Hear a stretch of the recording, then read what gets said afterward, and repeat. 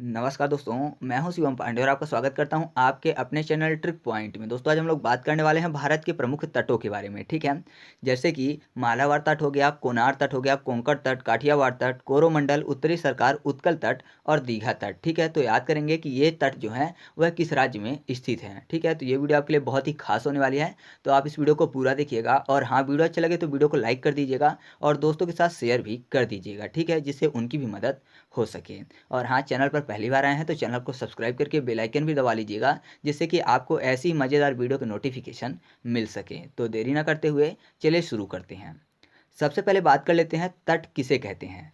तो सिंपल सी भाषा में ऐसा समझिए कि जहाँ पर समुद्री वाला क्षेत्र या फिर जलीय क्षेत्र और स्थलीय क्षेत्र दोनों आपस में मिलते हैं, वो वाला क्षेत्र क्या कहलाता है? तट कहलाता है। ठीक है, यानी विशाल समुद्र वाला क्षेत्र और स्थल वाला क्षेत्र जहाँ पर मिल गए वो क्षेत्र क्या कहला गया? तट कहला गया। आपको पता है कि भारत में दो प्रकार के तट हैं, एक पूर्वी तट और दूसरा पश्चिमी तट। ठीक है, यानी पूर्व दिशा की ओर वाले तट और पश्चिम दिशा की ओर वाले तट। तो सबसे पहले बात कर लेते हैं पूर्वी तट के बारे में। ठीक है, तो पूर्वी तट में सबसे पहला है तमिलनाडु का तट। जो तमिलनाडु राज्य है उसका जो तट है उसको बोला जाता है कोरोमंडल तट। ठीक है, यानी अगर आपसे पूछा जाता है कि कोरोमंडल तट कहाँ स्थित है तो सही जवाब क्या होगा? तमिलनाडु। तो याद करने के लिए यहाँ पर देखिए कोरोमंडल में शब्द लिखा हुआ है कोरा। कोरा क्या होता है? पेज होता है ना। कोरा पेज मतलब प्लेन पेपर जो होता है उसको बोलते हैं, जिसमें लाइनिंग नहीं होती है। और तमिलनाडु में एक शब्द लिखा हुआ है तमिल। तो तमिल को याद करने के लिए कर लेते हैं तालीम। ठीक है, तालीम, तमिल। तालीम का मतलब क्या होता है? शिक्षा होता है। ठीक है, जो तालीम है वह उर्दू वर्ड है जिसका मतलब होता है शिक्षा। तो हम लोग शिक्षा किसके जरिए प्राप्त करते हैं? पेन पेपर के जरिए। ठीक है, पेपर में यहाँ पर कोरे पेपर की बात हो रही है, तो आप ऐसे याद रखिएगा कि तमिलनाडु का जो तट है उसको क्या बोलते हैं? कोरोमंडल तट बोलते हैं। ठीक है, और मैं आपको बता दूं कि ये जो तट है यह पुलिकट झील से लेकर कुमारी अंतरीप तक है। ठीक है, तो चलिए आगे बढ़ते हैं। अब हम लोग बात कर लेते हैं उड़ीसा के तट की। जो उड़ीसा का तट है उसको बोलते हैं उत्कल तट। क्या बोलते हैं? उत्कल तट। तो यहाँ पर देखिए उड़ीसा ऊ से स्टार्ट हो रहा है। ठीक है, और उत्कल भी ऊ से स्टार्ट हो रहा है। तो आसानी से आप ऐसे याद कर सकते हैं कि जो उड़ीसा का तट है उसको क्या बोलते हैं? उत्कल तट बोलते हैं। ठीक है, बाकी किसी में ऐसा कॉम्बिनेशन नहीं आएगा। और साथ ही मैं आपको बता दूं कि जो उत्कल तट है वह गंगा के डेल्टा से लेकर कृष्णा के डेल्टा तक फैला हुआ है। ठीक है, तो चलिए आगे बढ़ते हैं। अब हम लोग बात कर लेते हैं आंध्र प्रदेश और उड़ीसा के तट की, मतलब दोनों की जो मिश्रित रूप से तट है उसको बोला जाता है उत्तरी सरकार तट, या फिर इसको रॉयल तट के नाम से भी जाना जाता है। तो यहाँ पर देखिए आंध्र प्रदेश में आंधी शब्द लिखा हुआ है और ओडिशा में शब्द छिपा हुआ है ऑडी। ऑडी एक कार होती है। ठीक है, तो आपको पता है जो ऑडी होती है वह एक कार होती है। तो सरकार में क्या लिखा हुआ है शब्द? सर के बाद कार। तो याद रखिएगा जो ऑडी है वह कार है, तो ऑडी से ओडिशा का तट। ठीक है, और कार से उत्तरी सरकार। और साथ ही साथ जो ऑडी कार होती है वह आंधी की तरह चलती है, तो आंधी से आंध्र प्रदेश। तो याद रखिएगा आंध्र प्रदेश और उड़ीसा का जो मिश्रित तट है उसको क्या बोला जाता है? उत्तरी सरकार तट या फिर रॉयल तट। और मैं आपको बता दूं कि ये जो तट है यह आंध्र प्रदेश से पुलिकट झील तक फैला हुआ है। अच्छा, आपको कमेंट करके बताना है कि जो पुलिकट झील है वह किस राज्य में स्थित है। ठीक है, झील के बारे में मैंने वीडियो बना दी है, तो आपको कमेंट करके बताना है। और अगर आपने उस वीडियो को नहीं देखा है तो आप उस वीडियो को भी देख लीजिएगा। तो चलिए आगे बढ़ते हैं। अब हम लोग बात कर लेते हैं अगले पॉइंट की, तो वह है पश्चिम बंगाल का तट, जिसको बोला जाता है दीघा तट। क्या बोला जाता है? दीघा तट। तो यहाँ पर देखिए बंगाल में बंगला शब्द लिखा हुआ है। ठीक है, और दीघा में दी के बाद घा लिखा हुआ है ना।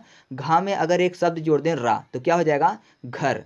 तो बंगला और घर एक ही चीज़ हो गया। तो आप ऐसे याद रखिएगा कि जो पश्चिम बंगाल का तट है उसको क्या बोला जाता है? दीघा तट के नाम से जाना जाता है। ठीक है, तो इस तरीके से हमारे जो पूर्वी तट थे वो याद हो चुके हैं। अब हम लोग बात कर लेते हैं पश्चिमी तट के बारे में। तो पश्चिमी तट में सबसे पहला है केरला का तट, जो कि जाना जाता है मालाबार तट के नाम से। तो यहाँ पर देखिए केरला में एक शब्द लिखा हुआ है काला। केरला काला, और मालाबार में मैला शब्द लिखा हुआ है। तो आपको पता है अगर कोई मैला होगा तो जाहिर सी बात है वह पहले की अपेक्षा काला दिखेगा। तो याद रखिएगा जो केरला का तट है उसको किस नाम से जाना जाता है? मालाबार तट के नाम से जाना जाता है। और मैं आपको बता दूं जो मालाबार तट है वह मंगलौर से कुमारी अंतरीप तक स्थित है। ठीक है, अब हम लोग बात कर लेते हैं कर्नाटक के तट की। जो कर्नाटक का तट है उसको जाना जाता है कोनार तट के नाम से। ठीक है, कर्नाटक का तट जो है वह कोनार तट के नाम से जाना जाता है। तो यहाँ पर देखिए कर्नाटक में पहला शब्द क्या लिखा हुआ है?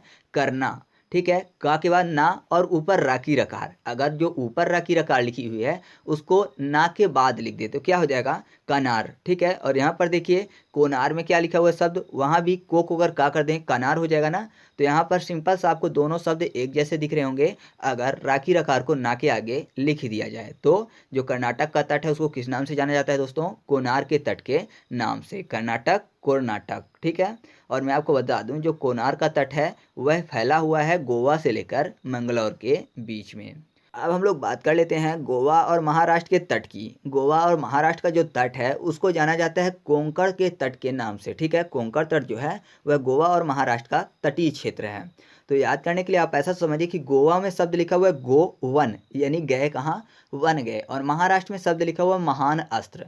तो जो गो हुए वन के लिए, महान अस्त्र लेकर। तो आपके दिमाग में सीधे राम भगवान आ गए होंगे जो कि 14 वर्ष के लिए वनवास गए थे अस्त्र लेकर, क्योंकि आपको पता है राम भगवान के पास एक से बढ़ के एक महान अस्त्र थे, ठीक है।